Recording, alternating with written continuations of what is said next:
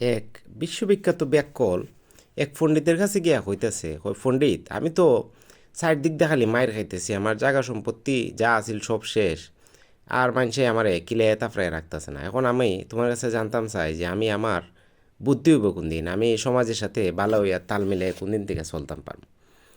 তখন পণ্ডিতে হইতেছে, হয় তুমি তো অনেক সরতাপ্পর খাইছো, ঠিক আছে, এখন পর্যন্ত তোমার নাকে মুখ ফাইটে রক্ত বাড়িছে না।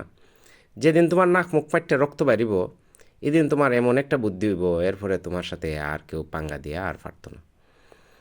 এখন আমরা যে রাজনীতির যে পরিস্থিতি, নতুন নতুন কিছু রাজনৈতিক দল হয়েছে, এরা আসলে নাক মুখ ফাইটে রক্ত বাড়িছে না, এরা শুধুমাত্র খালি চারদিকে যে হাহাকার পড়ছে আর নিজের দলের যে রাজনৈতিক একটা শূন্যতা, এই শূন্যতার মাঝে শুধুমাত্র পড়ছে। এখন পর্যন্ত নাক মুখ ফাইটে রক্ত বাড়িছে না।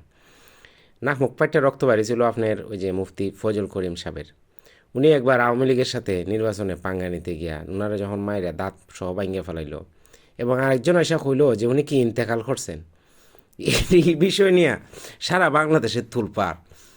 এরপর উনি একটা কিছুটা একটা এরপর থেকে ওনার একটা শালীনতা এবং সমঝোতার মধ্যে দেখা গেছে।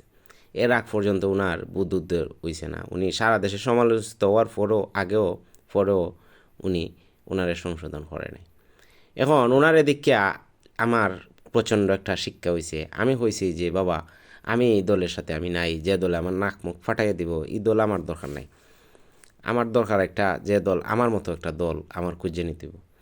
আপনি যদি কোনো মানুষের সাথে বন্ধুত্ব করুন, তাহলে আপনি যদি সুর হয়ে থাকেন, তাহলে আপনি আরেকটা সুরের সাথে বন্ধুত্ব করবেন, কারণ সুরে চুরির সুযোগ করে দিব, হেও সুর যাইব গরু চুরিত, আপনারও নেব গরু চুরিত, দুজনে মিল্লা জিল্লা চুরি করলে চুরির একটা এই বালা একটা মুরাদ পাওয়া যায়।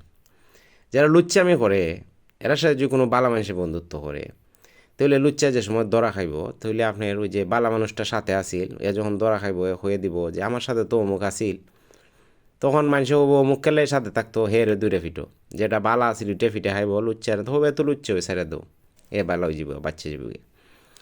আবার যদি আপনার লুচ্চায় থাকে একটা মিল, তাহলে এরা এরা একটা বাটাবাটি কইরা এরা একটা বালা একটা সমাধানের পথে যাইতে পারবো। ওই হিসাবে আপনার যদি আপনি যে মাপের মানুষ, এই হিসাবে আপনার একটা বন্ধু খুঁজে নিতে হইব। আপনি যদি আপনার মাপের চাইতে উচ্চমানের যান, তাহলে আপনি একটা বিপদে পড়বেন। এই বন্ধুত্ব বেশি সময় টিকতো না, ঠকাঠকির কারবার হয়ে যাবে, একজন না একজন ঠকবই। আর হইলো আপনার, আপনি যদি খারাপ মানুষ হইন তো একটা খারাপ মানুষের সাথে বন্ধুত্ব করবেন, এটা দীর্ঘকাল চললে থাকবো, কারণ দুটা এক জাতের হইলে এটাও একটা লাস্টিং করে, এটার একটা মুরাদ আছে। অতএব আমি মনে করি যারা ইসলামী রাজনীতি করে, তারার মধ্যে আকিদার যে তোফাত, বাংলাদেশের মধ্যে 13.5 কোটি আকিদা আছে 18 কোটি মানুষের,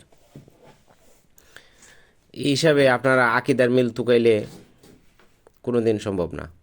আপনারা ইসলামপন্থী সব রাজনৈতিক দলগুলা একই প্ল্যাটফর্মে যদি না থাকেন, তাহলে ইসলামটাই হাস্যকর একটা পরিণতি দেব।